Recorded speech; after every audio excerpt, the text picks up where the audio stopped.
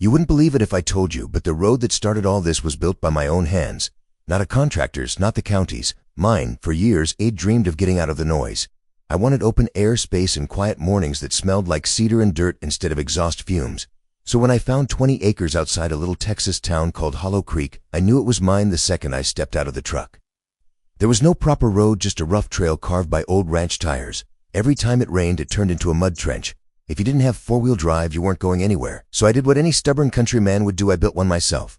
Weekends, evenings, after work, sunburned and sore, I hauled gravel, rented a grader, packed it solid. Bit by bit, that old trail became a proper road. Neighbors waved as they drove by. Some even stopped to say it looked good. Nobody complained. Nobody asked questions. It was my land, my time, my money. When it was done, I put up a simple sign, private driver access only, meant to be unfriendly just to keep joyriders and teenagers from cutting across the pasture. For a while, life was simple. I'd drive that fresh-laid gravel every morning with a coffee in my hand and my dog in the passenger seat. It felt good knowing I'd built something lasting.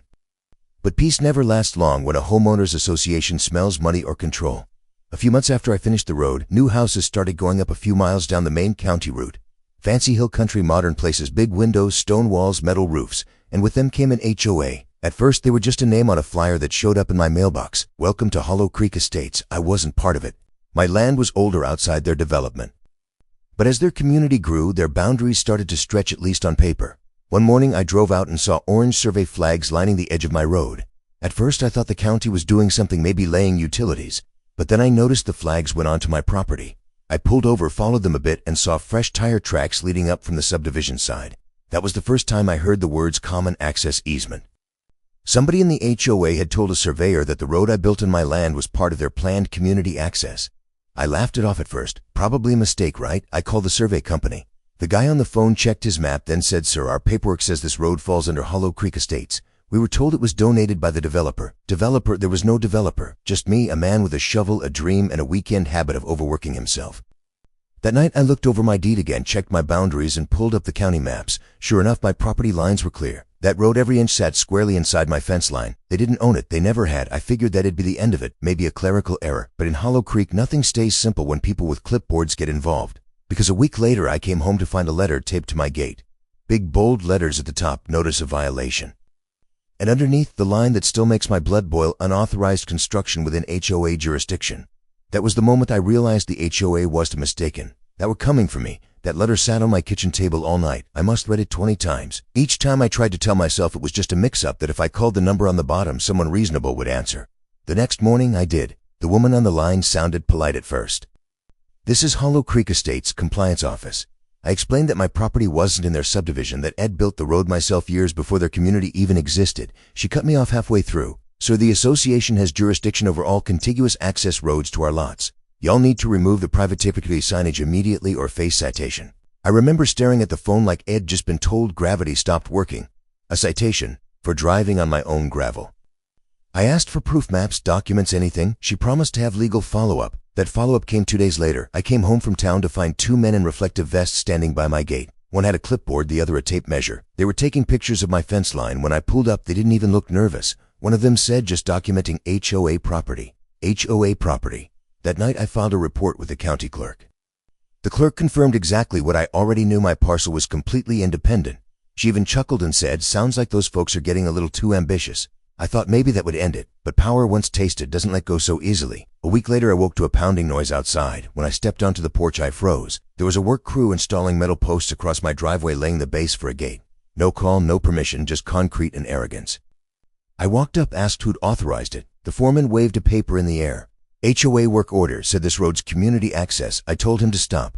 He shrugged and said, "Talk to the board." By the time I reached their office, one of those shiny glass buildings near the subdivision, they'd already bolted the gate in place. A keypad, a lock, and a bright sign that read "Residents Only." I stood there for a long time, watching the cars glide in and out while my truck sat on the wrong side of the fence I'd never agreed to. That evening, I couldn't even reach my own home without calling the access hotline. A recorded message told me, "Please contact property management for entry authorization." It was humiliating. Neighbors drove by, some waved awkwardly, pretending not to notice the man stuck outside his own gate. When I finally got through to the so-called manager, he said, "If you pay the standard road maintenance fee, we can issue you a code." That's when it hit me. They weren't confused. They were trying to force me in. If I paid, they could claim it accepted HOA membership. So I didn't pay. I parked on the shoulder, climbed my own fence, and walked the half-mile back home under the Texas sun. The next morning, I started gathering everything: deeds, receipts for the gravel, time-stamped photos from when Ed built the road. I made copies, printed maps, highlighted boundaries. If they wanted a fight, they were going to get one, but I wasn't about to swing blindly. I filed a complaint with the county sheriff's office. I thought it might take weeks, but the deputy who called me back sounded almost amused. He said, "You've got paperwork. Good, bring it back tomorrow." I did. And that's when the ball really started rolling. Because if there's one thing HOAs hate more than losing control, it's having to explain themselves to law enforcement. The deputy promised to visit the site, check the gate himself. I thanked him, not realizing that within 48 hours that simple visit would turn the entire town against the HOA board. They had no idea what kind of fire they'd just started. The deputy showed up 2 days later, right on schedule. I was waiting by the gate when his cruiser rolled up. He stepped out, glanced at the keypad, then at me. "Sir, this gate's supposed to be here." I told him the story from start to finish, how I built the road, the letters, the so-called violation. I handed him the binder with every document inside: my deed, the county maps, receipts, even a few old photos of me on the tractor spreading gravel. He flipped through them, slowly nodding. Then he said, "You've done your homework. I'll talk to their board president myself." When the deputy called them, I could hear the tone change in his voice halfway through the conversation. He stepped aside, eyes narrowing. After a few minutes, he hung up and sighed. "Well, they're saying this is a private community access road. I told them to produce documentation. They couldn't." He promised to file a report and told me to hang tight until the county legal office weighed in. For a moment, I felt relieved someone in authority was listening. But that feeling didn't last. The next morning, the gate code was changed. Again, the HOA doubled down. They sent me another letter, this one more aggressive, full of legal jargon about shared access rights and maintenance responsibilities. They even tried to fine me for unauthorized use of association property. It was absurd, but I could see their strategy. They thought if they buried me under enough paperwork, he'd give up. They didn't understand who they were dealing with. My father used to say, "Don't start a fight with a man who's got more time than you." I had time, proof, and a growing fire in my chest. So while they played their power games, I went quiet. I let them think they'd won. Weeks passed. I parked outside, walked the fence line, and waved to the HOA security car every morning just to remind them I wasn't going anywhere. Behind the scenes, I was meeting with a county assessor, a surveyor, and a property attorney in town. I wanted everything airtight. Turns out the HOA's developer map was a forgery, a drafted plan that had never been filed with the county. They tried to claim land they didn't own by drawing their subdivision line over my parcel on a private copy of a map. The county had never approved it. That was all I needed. I gave copies of the real maps to the sheriff's office, the county attorney, and even a local reporter who covered property disputes. It didn't take long for the story to start spreading. HOA board meetings that used to draw 5 people suddenly filled with 20, then 30. Homeowners wanted answers. Why were their fees being used for legal threats and unauthorized gates? The board panicked. They started sending me offers to settle, first politely, then desperately. One of them even showed up at my gate while I was working on the tractor, tried to talk me into signing a shared access agreement. I told him the only thing he'll share is the truth. By the time the county legal department released their statement, the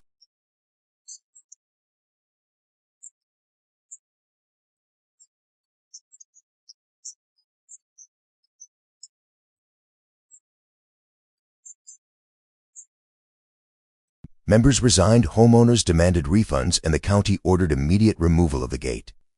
But the HOA still dragged their feet. They wanted to review the findings, so I decided to give them a little encouragement. The next Saturday morning, I stood by the road with a camera and a copy of the county's report in hand. When the work crew showed up for their weekend landscaping, I walked right past them and unlocked my own fence.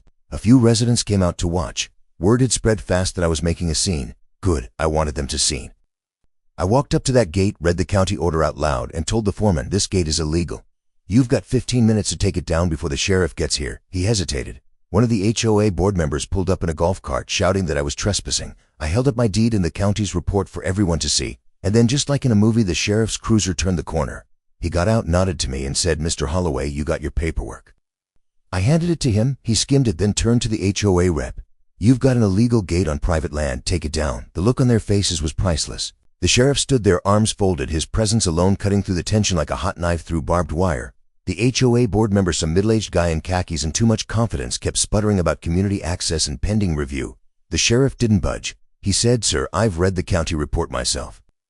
This gate is on private property and you're trespassing. Either you remove it or I'll have my deputies do it." You could almost hear the panic settle over them.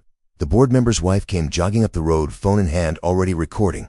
I stood quiet, hands in my pockets, just watching. The camera didn't bother me. If anything, I welcomed it.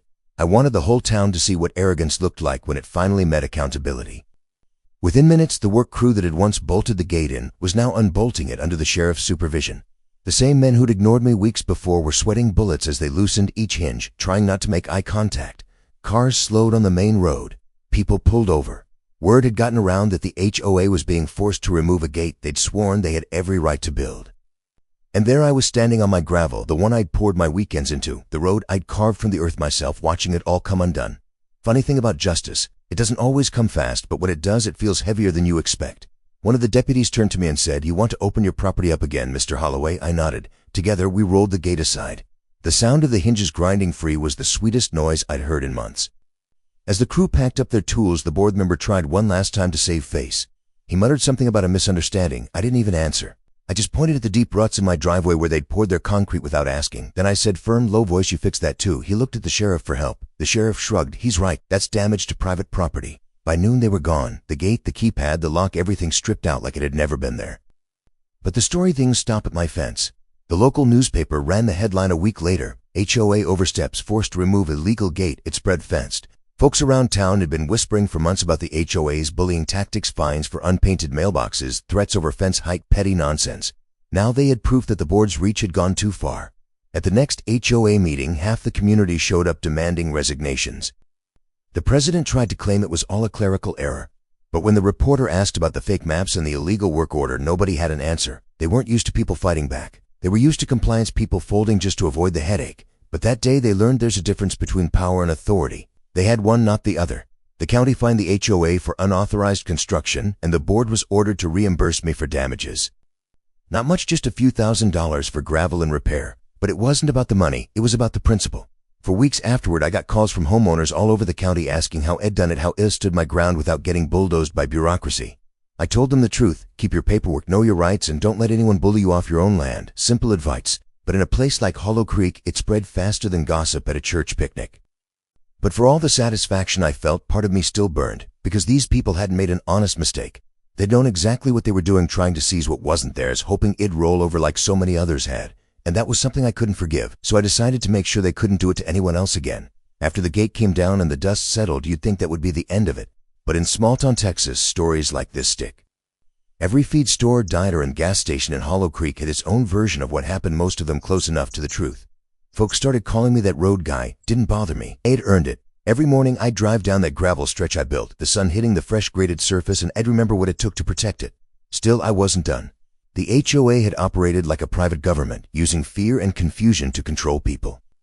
So I started gathering what I found: the forged maps, the letters, the threats, and I shared them with homeowners in nearby neighborhoods. One by one, they started showing up at county meetings, asking questions, filing their own complaints. Turns out the same board members who tried to take my road had been overcharging fees and misusing maintenance funds for months. The county's audit exposed everything. Within a few weeks, 3 board members resigned. The president tried to hold on, but the homeowners voted him out in a storm of angry voices and folded arms.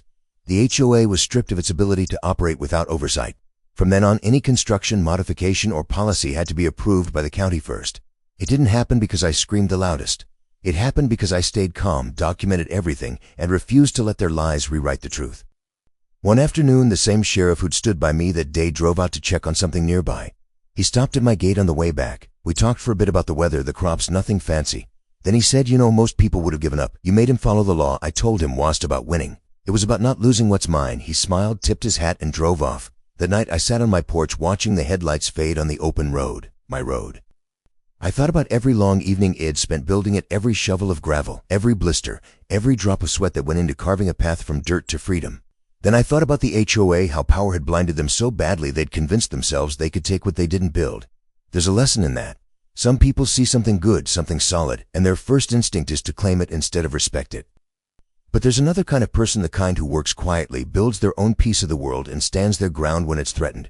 That's who I want to be. The HOA, they're still around technically. But their gate's gone, their power's gone, and everyone in town remembers the day the sheriff made them tear it all down. Sometimes when I drive past the old post where that metal used to stand, I can still see it in my mind. A symbol of control that crumbled the second the truth showed up. And every time my tires hit that gravel, I feel the same quiet pride I did the day I finished building it, because that road doesn't just lead to my farm anymore. It leads to a reminder: you don't need to shout to make things right. You just have to stand your ground and never, ever let them take what's yours. That's the story of my road. The one I built and the one they'll never take again. This really happened. And if you're listening to this, remember, sometimes the best revenge isn't loud or violent. It's simple. The truth standing firm on solid ground you built yourself.